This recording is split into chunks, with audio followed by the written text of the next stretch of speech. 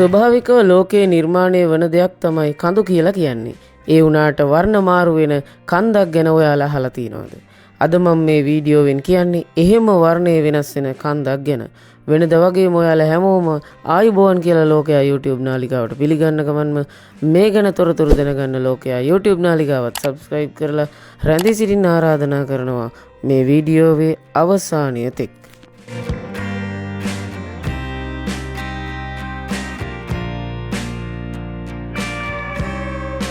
මේ කන්ද නමින් ඔළුරු අයස් ලෙස හඳුන්වනවා. මේ ඕස්ට්‍රේලියාවේ අලිස් දිය දහර අතර නිරිත දිග කොටසේ පිහිටා තිබෙනවා වගේම අති විශාල පර්වතයක්ද වෙනවා. මෙම කන්ද මීටර 348ක උසකින් යුක්ත වන අතර කිලෝමීටර් 3.6ක දිගකින් හා කිලෝමීටර් 2.4ක පළලකින් යුක්ත වෙනවා. මේ පර්වතය සමන්විත වෙන්නේ පෙල්ස්පාර් ඉහළ ප්‍රතිශතයක් අඩංගු ආකෝසික් වැලි ගල් වලිනුයි. මේ පර්වතය මුලින්ම සොයාගනු ලැබුවේ 1872 වර්ෂයේදී ගවේෂකයෙකු අර්නස් ගයිල්ස් විසිනුයි.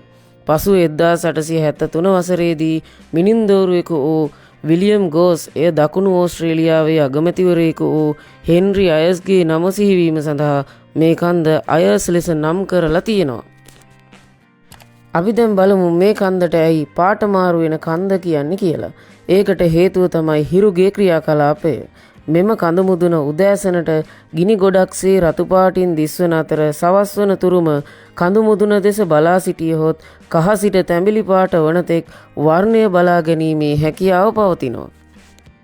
ඒ වගේම මේ ඔළුරු අයස් කඳ මුදුන අවට දේශීය ආදිවාසීන් කණ්ඩායම් වාසය කරන අතර ඔවුන්ගේ සිතුවම් මූර්ති ආදියද පර්වතයට යටින් ඇති ගල් ගුහාවල දක්නට ලැබෙනවා.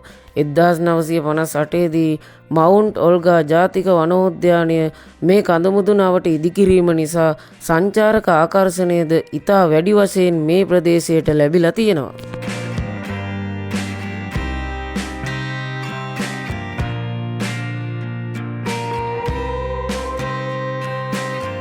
ඉතින් අද මම මේ වීඩියෝවෙන් කිව්වේ ලෝකයේ තවත් අමුතු ආකාරයකට නිර්මාණය වෙලා තියෙන කන්දක් ගැන. මේ වගේ වීඩියෝ බලන්න ඔයාලත් කැමති නම් ලෝකයා YouTube නාලිකාවත් subscribe කරලා අනිත් අයටත් බලන්න share කරන්න.